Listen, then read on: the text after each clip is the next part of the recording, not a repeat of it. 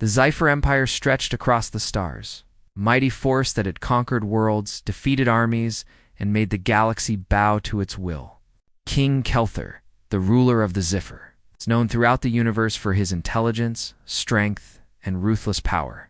His name sent shivers through the hearts of enemies, and his empire stood as a monument to his greatness.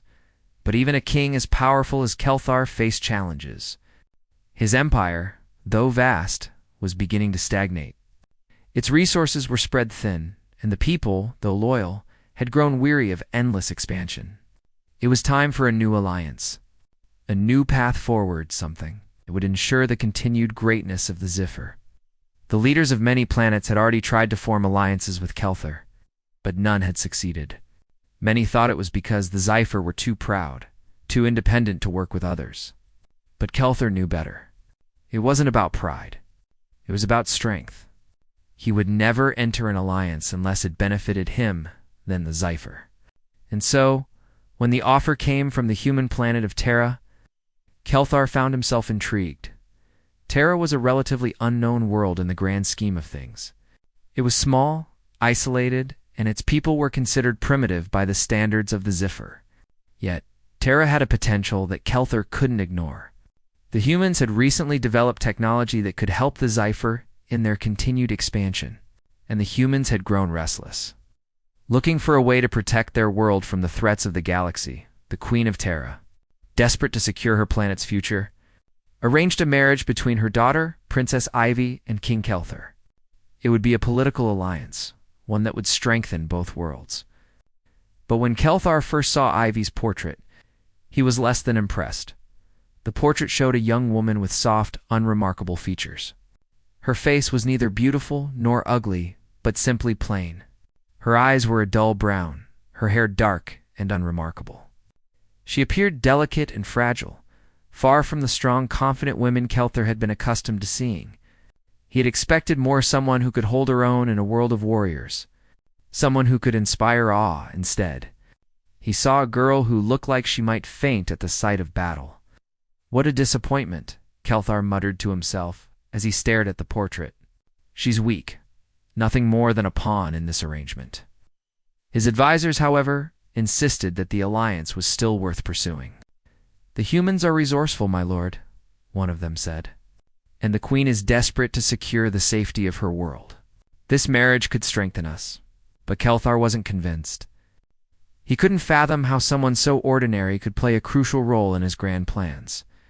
Still, he understood that it wasn't just about the woman, this was a political move. It had to be done.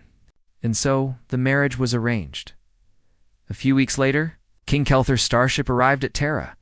His war fleet hovered above the planet, casting shadows over the land. A grand ceremony was set to take place on his flagship, a massive vessel that could hold thousands. Kelthar stepped onto the ship, his mind still filled with doubt. He would go through with the marriage because it was necessary. But he was far from eager to meet this princess. When he arrived at the palace where the ceremony was being held, he was led into a large hall filled with guests from across the galaxy. The walls shimmered with the glow of alien technology, and the air was thick with the smell of unfamiliar foods. Yet Kelthar couldn't shake his unease. He still wasn't sure what he was walking into.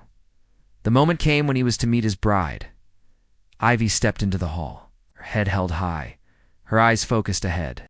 She wore a simple dress, one that didn't sparkle with jewels or boast expensive fabrics like the other royal gowns Kelthar had seen. There was no fanfare, no dramatic entrance.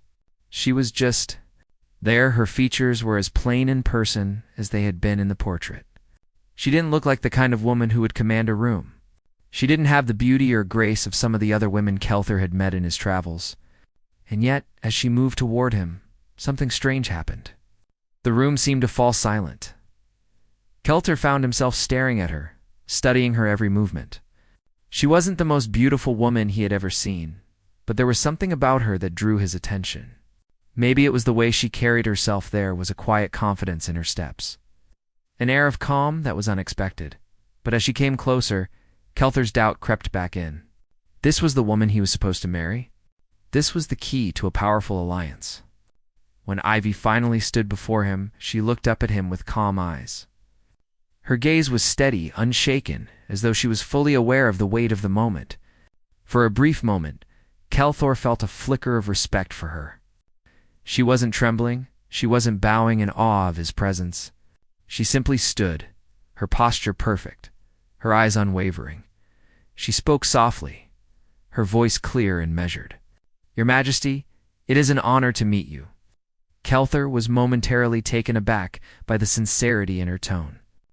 She wasn't overawed or intimidated, but he quickly masked his surprise. This was a political arrangement, and nothing more. There was no need to think too much about it. "I hope you understand the significance of this alliance," he said, his voice cold, dismissive. "This marriage will benefit both our worlds. Do not forget your place, Princess Ivy." Her eyes narrowed slightly, though she didn't show any signs of anger. "I understand, Your Majesty," she said, "but I hope that over time you will come to see that this marriage holds more than just political significance." Kelthor frowned. What did she mean by that? Was she trying to imply something? He didn't have time for games. But before he could respond, the ceremony began.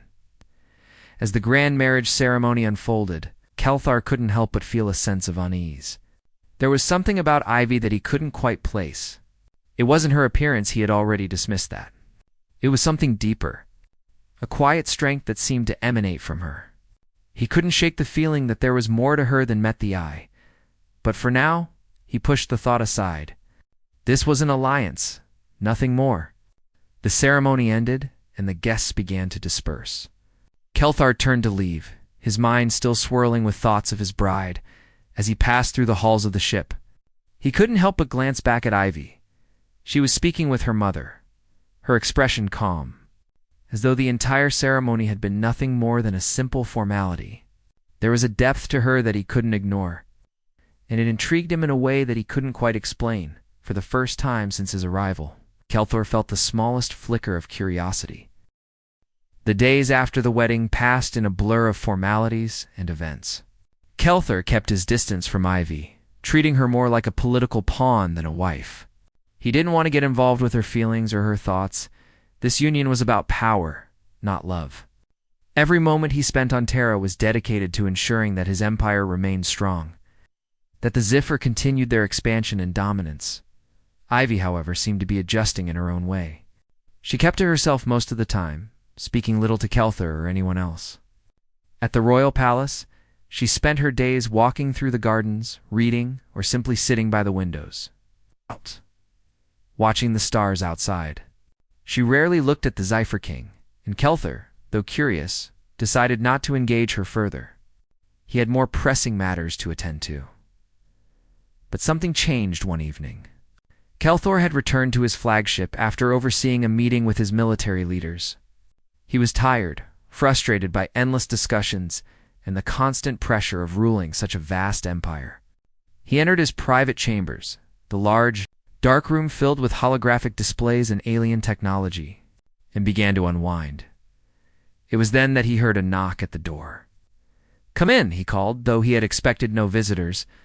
The door slid open, and Ivy entered. She was dressed simply, in a soft gown that seemed to shimmer faintly in the dim light. She didn't speak at first, only standing there quietly, as if she were waiting for him to say something. Kelthor raised an eyebrow. "What is it?" he asked, his voice cold. "I wish to speak with you," Ivy said, her tone calm but firm. Kelthor didn't know what to make of her request. Why now? Why hadn't she spoken before? He nodded and gestured for her to sit. As Ivy walked toward the small seating area, he couldn't help but notice how graceful she moved. There was something about her presence that was different tonight, something he hadn't seen before. When she sat down, Kelthor remained standing, arms crossed. He studied her silently, waiting for her to speak. "You don't seem to trust me," Ivy said, looking directly at him.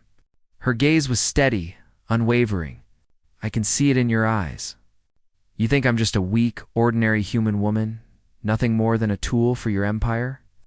Kelthor felt a flicker of surprise at her words. He hadn't expected her to be so direct. He didn't want to admit it, but she was right. He hadn't trusted her. To him, she had been nothing more than an inconvenient part of the political machinery. You are a political pawn, Ivy, Kelther said bluntly. This marriage is an alliance, nothing more. I don't care about your feelings. You are here to serve a purpose. Ivy didn't flinch at his harsh words. She simply nodded, as if she had expected him to say exactly that. But then her eyes glowed faintly, and Kelther felt a strange shiver run down his spine. Perhaps you are right, she said, her voice quiet but strong. But I am not just a pawn, Kelther. I am more than that. And I have something you don't understand yet. Something that you'll come to realize soon enough, Kelther scoffed. What are you talking about? Ivy stood up, her movements fluid and purposeful. She reached into the air, and for a brief moment, Kelther thought he saw a faint glow around her hands. But when he blinked, it was gone. He narrowed his eyes, unsure of what he had just seen.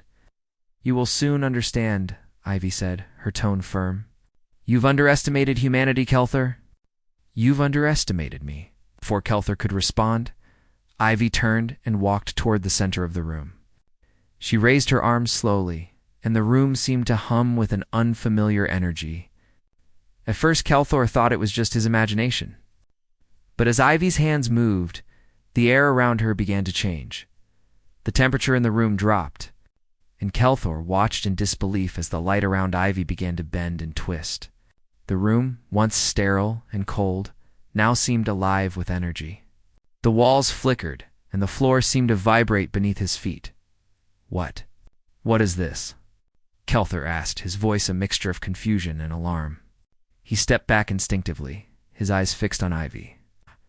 This is the power that lies hidden within humanity, Ivy said, her voice low but powerful. You thought we were weak, small, and fragile, but you were wrong. The strength of humanity doesn't lie in muscle or size. It lies in the mind, in the spirit. Ivy's hands moved with grace, and the strange energy intensified. Kelther watched, his heart racing. He had never seen anything like this before. He had underestimated Ivy, and now he was beginning to understand the depth of his mistake. The power that radiated from her was unlike anything he had ever encountered in his years of ruling. You're manipulating the energy around you, Kelther said, his voice a whisper of awe. How are you doing this? Ivy turned to him, her eyes glowing brighter than ever before. This is just the beginning. I have only just begun to unlock my true potential. Kelther's mind raced as he tried to comprehend what was happening. He had always believed that strength came from physical might, from advanced technology, or from a strong will. But what Ivy was showing him was something different, something deeper. You're a weapon, Kelther said, his voice filled with disbelief. Ivy smiled, but it wasn't a smile of pride or arrogance. It was a smile of understanding. No, Kelther, I'm not a weapon. Humanity is not a weapon. But when we are pushed to our limits, when we are forced to fight for our survival, we can become something far more dangerous than you ever imagined. Kelther stood still, his thoughts spinning. The room hummed with energy, and Ivy seemed to glow with an inner light that was both beautiful and terrifying. He had spent his life conquering worlds, defeating enemies, and growing his empire. He had never once considered the possibility that humanity, weak, small, and insignificant, could be so powerful. You've only seen a glimpse of what humans are capable of, Ivy said softly. As she lowered her arms and the energy in the room began to fade, and you'll soon see more. Kelther could hardly speak. His mind was reeling from the events he had just witnessed. The woman he had thought of as weak, unimportant, had just shown him that humanity was capable of something far beyond what he had ever expected. Ivy turned and began to walk toward the door. But before she left, she paused and looked back at him. Remember this moment? Kelther, she said, the day you saw the true strength of humanity. And remember that I am not the only one.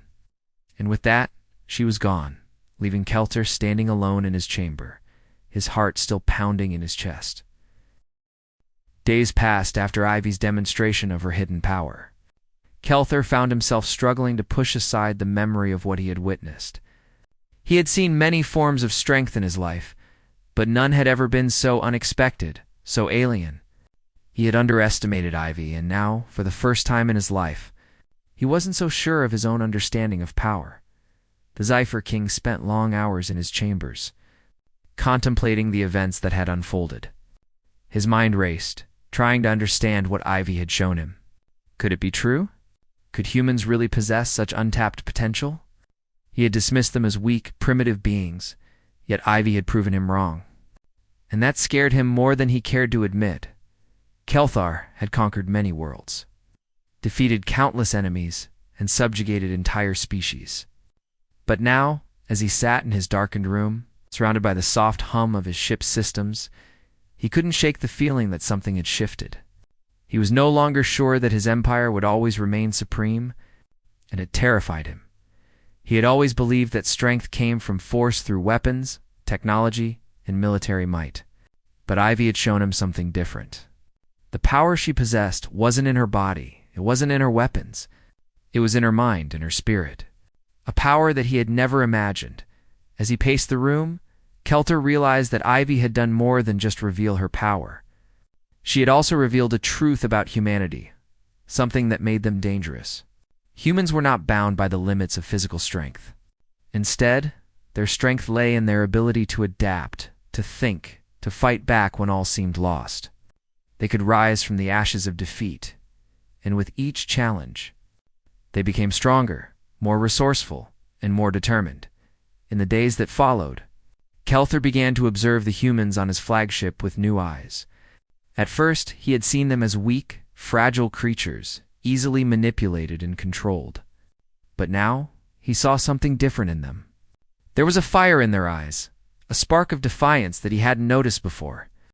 They were not like the other species he had conquered. They were unpredictable, dangerous in ways that didn't rely on physical might. It was the humans' resilience that made them so powerful. No matter how many times they were knocked down, they kept getting up. No matter how many times they were pushed to the brink of extinction, they found a way to survive.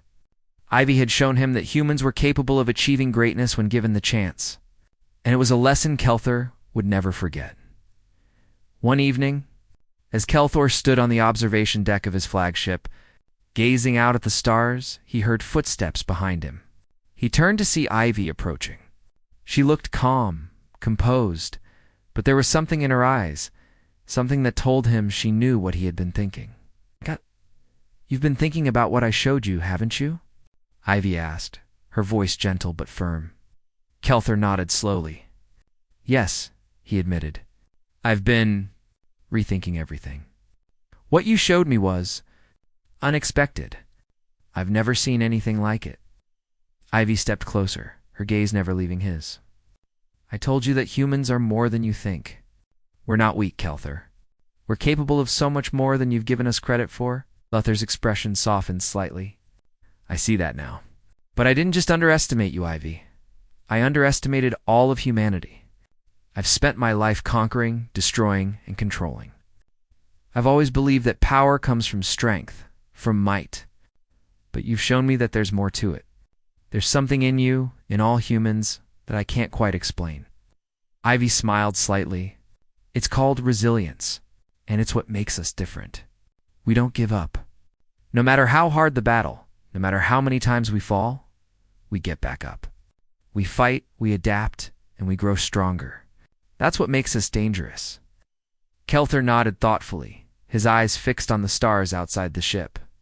"I've seen it now. I've seen how you humans rise above everything, how you push forward even when it seems impossible. I can't ignore that, and I won't." For a moment, there was silence between them. Kelthor's mind raced with the possibilities of what this alliance could mean. What if he was wrong about humanity? What if they could be more than just pawns in his empire's expansion? What if, together, the Zephyr and humanity could become a force unlike anything the galaxy had ever seen? The realization hit him like a thunderclap. He had spent so long viewing humanity as inferior, as nothing more than a stepping stone to his own power. But Ivy had shown him that they were not beneath him. They were equals. And together, they could build something new, something powerful. They could reshape the galaxy. Maybe this marriage isn't just about politics, Kelthor said quietly, more to himself than to Ivy. It's about something greater. Ivy stepped closer, her eyes filled with understanding. I think you're beginning to see that, Kelthur. Kelthur turned to face her, his expression serious. I have been a fool. I've let my pride blind me to the truth. I've spent my life conquering worlds, but I've never seen a race like yours. Humans are not weak. You're not just survivors. You're builders, dreamers, and warriors all at once. And together, we could change everything. Ivy looked at him with a mixture of surprise and approval. You're right, Kelthur. Together, we can make the galaxy a better place. We can create something that no one has ever imagined. For the first time since he had arrived on Terra, Kelthor felt a sense of purpose that wasn't driven by conquest or control. It wasn't just about winning anymore. It was about building something meaningful, something lasting. He realized that Ivy wasn't just his bride. She was his partner, his equal, and together they could lead both the Zephyr and humanity into a new age. Kelthor's gaze softened as he looked at Ivy, his thoughts clearer than ever before. I'm sorry for everything, he said quietly, for the way I treated you, for underestimating you. But I promise you this, I won't make that mistake again. We will build something together, and the galaxy will see that humans are not weak. They are powerful, and we will rise to our rightful place among the stars. Ivy smiled, her eyes filled with warmth and confidence. We'll rise, Kelthur, together. As they stood there, side by side, looking out at the stars, Kelthur knew that his empire was about to change. The alliance he had once viewed as a political necessity had become something much more. It had become the beginning of a new era, one where humanity would no longer be underestimated, and where the Zephyr and humans would shape the galaxy together. The galaxy was about to see the true power of humanity. It would never be the same again.